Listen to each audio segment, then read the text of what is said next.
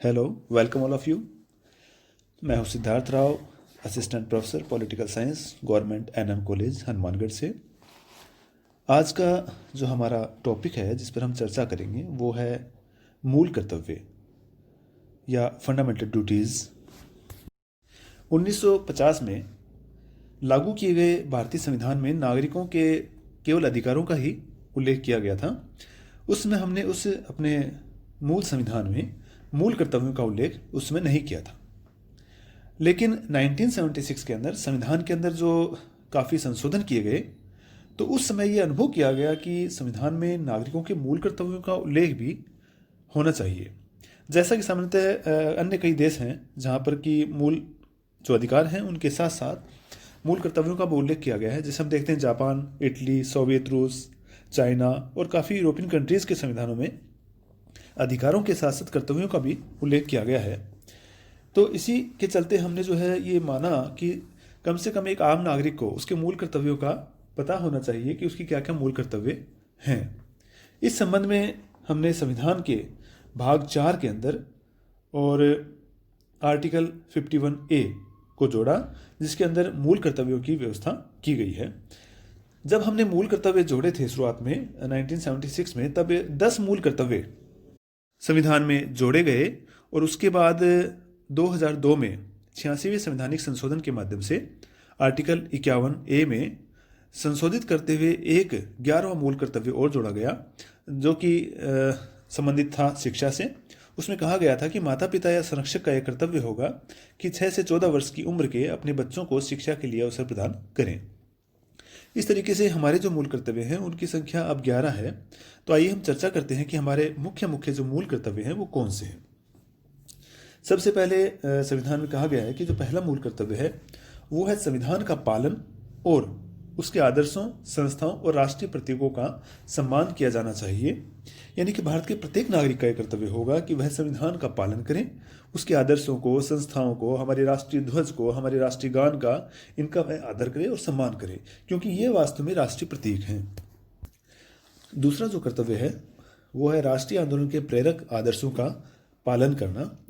अर्थात प्रत्येक भारतीय नागरिक का यह कर्तव्य है कि वह स्वतंत्रता के लिए हमारे राष्ट्रीय आंदोलन को प्रेरित करने वाले हमारे जो उच्च आदर्श रहे हैं, जैसे मान लीजिए सत्य है, अहिंसा है, उनको अपने हृदय में संजोए रखे और उनका पालन करने का वह प्रयास करे। तीसरा मूल कर्तव्य है भारत की संप्रभुता, उसकी एकता और अखंडता की रक्षा करना प्रत्येक नागरिक का कर्तव्य है और वह भारत की एकता और अखंडता और संप्रभुता की रक्षा करे और उसे अक्षुण्ण बनाए रखने का प्रयास भी करे। इसे भारतीय नागरिकों के सर्वोच्च कर्तव्य के रूप में संज्ञा दी गई है भारतीय संविधान में। चौथा राष्ट्रीय कर्तव्य है देश की रक्षा और राष्ट्र की सेवा। तो प्रत्येक भारतीय नागरिक का कर्तव्य है कि वह देश की रक्षा भी करे और बुलाए जाने पर, यानी कि आवश्यकता पड़ने पर, जब राष्ट्र को उसकी आवश्यकता हो तो वह राष्ट्र की सेवा के लिए हमेशा तैयार रहे, क्योंकि राष्ट्र है तभी नागरिक है। पांचवा जो मूल कर्तव्य है वह है भारत के सभी भागों में समरसत्ता और समान भ्रातृत्व की भावना का विकास करे, जो धर्म, भाषा, प्रदेश या वर्ग पर आधारित सभी भेदभाव से हटकर हो और ऐसी प्रथाओं का त्याग करे जो स्त्रियों के सम्मान के विरुद्ध हो। इस प्रकार इस पांचवें कर्तव्य के अंदर 2 कर्तव्यों का बोध कराया गया है। एक तो यह कि समस्त भारतीयों के मध्य समरसत्ता और भ्रातृत्व की भावना का विकास करे और दूसरा है स्त्रियों का सम्मान करना। छठे मूल कर्तव्य के अंदर संविधान में कहा गया है कि समन्वित संस्कृति की गौरवशाली परंपरा की रक्षा करना प्रत्येक नागरिक का कर्तव्य है। यानी हमारी जो मल्टीकल्चर है, हमारे यहाँ पर जो संस्कृति के अंदर विविधता है, उस विविधता की और उस गौरवशाली जो संस्कृति है हमारी, उसकी जो परंपराएं हैं उनकी रक्षा करना प्रत्येक नागरिक का कर्तव्य है। इसी प्रकार 7वां कर्तव्य बताया गया है कि प्राकृतिक पर्यावरण की रक्षा और सभी प्राणियों के प्रति दया भाव रखना प्रत्येक नागरिक का कर्तव्य है। इस प्राकृतिक पर्यावरण जो है, इसके अंतर्गत जैसे वन है, हमारी झील है, नदियां हैं, वन्य जीव है, ये सभी हैं, इनकी रक्षा करना एक नागरिक का कर्तव्य है। साथ ही उनका संवर्धन करना यानी उन्हें बढ़ाना और प्राणी मात्र के प्रति दया भाव रखना, यह प्रत्येक नागरिक का कर्तव्य है और उसे इस बात को जो है अपना कर्तव्य समझना चाहिए कि हमारे प्राकृतिक पर्यावरण की वह रक्षा करेगा।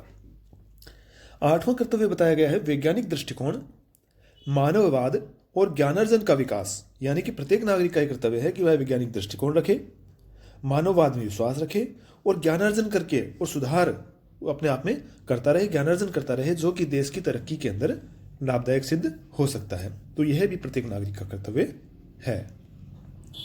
9वां कर्तव्य बताया गया है सार्वजनिक संपत्ति की सुरक्षा करना और हिंसा से दूर रहना, ताकि देश का विकास हो सके। सार्वजनिक संपत्ति एक ऐसी संपत्ति जो सबके काम आती है, उसकी सुरक्षा करना और हिंसा के माध्यम से उसे नुकसान न पहुंचाना। 10वां मूल कर्तव्य बताया गया है व्यक्तिगत और सामूहिक उत्कर्ष का प्रयास करना, यानी प्रत्येक नागरिक का कर्तव्य है कि व्यक्तिगत रूप से और सामूहिक रूप से सभी क्षेत्रों में उत्कर्ष की ओर बढ़ने का सतत प्रयास करे, जिससे कि राष्ट्र निरंतर बढ़ते हुए प्रगति और उपलब्धि की नवीन ऊंचाइयों पर जा सके।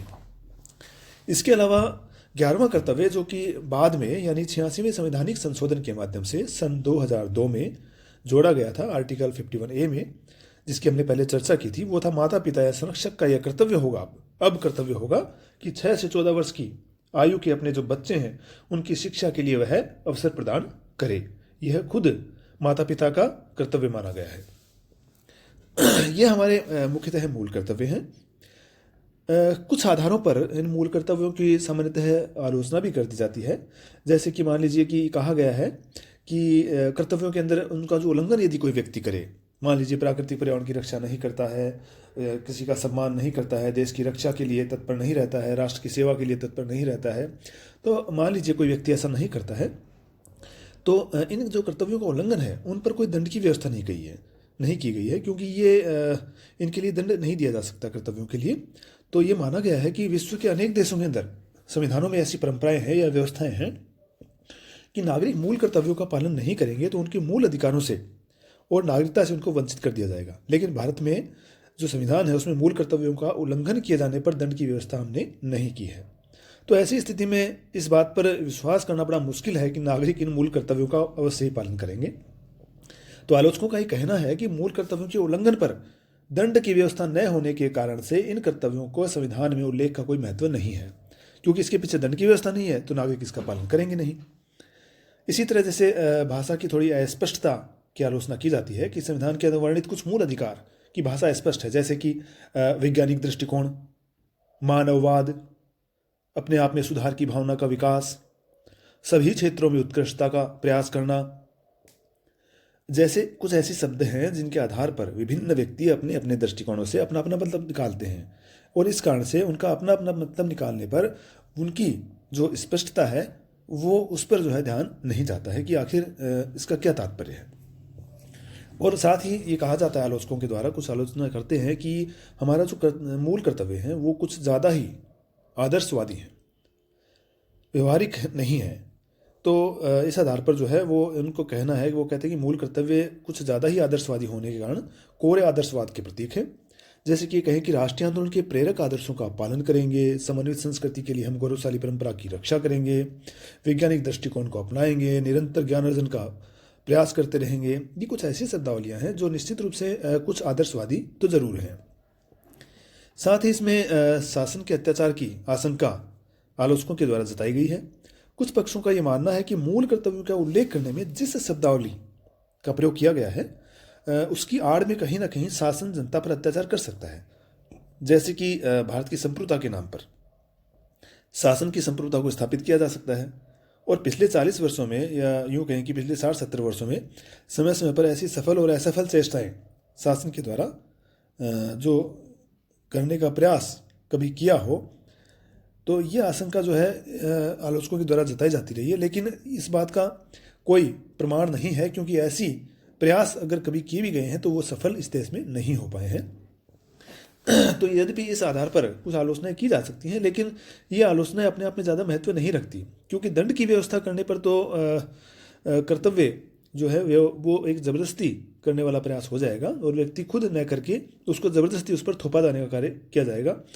तो इस तरीके से जो है ये आलोचनाएं बहुत ज़्यादा जो हमारे मूल कर्तव्य हैं उनके संबंध में हम बिल्कुल सही नहीं कह सकते, क्योंकि एक मूल कर्तव्य एक ऐसी चीज़ है जिसे उसका नागरिक अपनी भावनाओं से, अपने मन से, अपने अंतःकरण से स्वीकार करता है, और ऐसी स्थिति में इन कर्तव्यों को उस पर थोपा जाना या उस पर ज़बरदस्ती लागू किए जाने से बेहतर है कि उसको इस बात के लिए प्रेरित किया जाए कि वह स्वयं अपने आप से इन मूल कर्तव्यों को समझे और राष्ट्र से प्रेम करे, उसकी एकता और अखंडता से प्रेम करे, उसकी सेवा करने के लिए प्रयास करे। चाहे वो धीरे धीरे ही सही ये मूल कर्तव्य हमारी परंपराओं के अंदर, हमारी मानसिकता में शामिल होंगे, लेकिन जब होंगे धीरे धीरे तो उनका असर इन ज़बरदस्ती लागू किए गए कर्तव्यों की तुलना में अधिक होगा। और हम सभी जानते हैं अच्छी तरह कि मूल कर्तव्यों का जो महत्व है वो अपने आप में स्वयं सिद्ध है, क्योंकि कर्तव्यों का पालन किए बिना हम अधिकारों का उपभोग संभव नहीं है। हमारे संविधान जो निर्माता थे उन्होंने सोचा था कि भारतीय नागरिक हमारे राष्ट्रीय आंदोलन के उच्च आदर्शों से प्रेरित है, इसलिए उनमें कर्तव्य बोध सदैव ही रहेगा और वे अपने कर्तव्यों का पालन करेंगे। लेकिन छठे सातवें दशक में देखा गया है कि नागरिकों का दायित्व बोध जो है वो तुलनात्मक रूप से अभी कमज़ोर है। इसलिए संविधान में मूल कर्तव्यों का उल्लेख करने की आवश्यकता अनुभव की गई। यद्यपि संविधान निर्माताओं ने तो मूल कर्तव्यों को स्थान देना उचित ही नहीं समझा था। वो तो स्पष्ट ही मानते थे कि प्रत्येक व्यक्ति अपना कर्तव्य जानता ही है राष्ट्र के प्रति। लेकिन जब देखा गया कि एक आम नागरिक के अंदर कर्तव्यों के प्रति कोई ज़्यादा अच्छे भाव नहीं है तो उनको संविधान में स्थान दिया गया और अभी इन्हें वाद योग्य या यूँ कहें कि हम ज़बरदस्ती थोपा नहीं गया है, नागरिकों पर छोड़ा गया है कि वे अपने मूल कर्तव्यों का पालन करें और उन्हें राष्ट्र हित में ऐसा करना चाहिए। सामान्यतः कुछ ऐसे कर्तव्य हैं या हो सकते हैं जिनकी भाषा थोड़ी अस्पष्ट है, बाकी ज़्यादातर कर्तव्यों की भाषा और भाव नितांत जो है स्पष्ट हैं और उनका महत्व भी हम कहें तो अपने आप में सिद्ध है। इसके अंदर हम कहें संविधान के प्रति निष्ठा और राष्ट्रीय ध्वज और राष्ट्रीय गान का आदर करना, भारत की एकता और अखंडता की रक्षा करना, ये जो कर्तव्य हैं ये हमारे संविधान के मूल हैं। भारत जैसे बहुधर्मी या यूँ कहें कि बहुभाषाई बहु संस्कृति आधारित समाज के अंदर उसकी रक्षा करने के लिए एक महत्वपूर्ण कड़ी के रूप में हम राष्ट्रीय कर्तव्य को देख सकते हैं। इसके अलावा नागरिक चेतना को विकसित किए जाने की भी आवश्यकता है, जिससे कि शासन कभी भी कर्तव्यों को लागू करने के नाम पर अपना मनमाना आचरण न कर सके। लेकिन हमें निश्चित रूप से विश्वास है कि मूल कर्तव्यों की भावना चाहे हमारे अंदर धीरे धीरे विकसित हो, लेकिन जब ये पूर्णतः विकसित होगी तो ये एक ऐसे कर्तव्य होंगे जब हमारे बिना किसी ज़बरदस्ती के, बिना किसी कानूनी कार्रवाई के जब एक आम नागरिक इनमें विश्वास करने लगेगा तो राष्ट्र जो है निश्चित रूप से जो है तुलनात्मक रूप से और अधिक आगे बढ़ पाएगा। क्योंकि राष्ट्र के प्रति प्रेम, उसके प्रति अपने कर्तव्यों को निभाने से ही राष्ट्र तरक्की कर सकता है।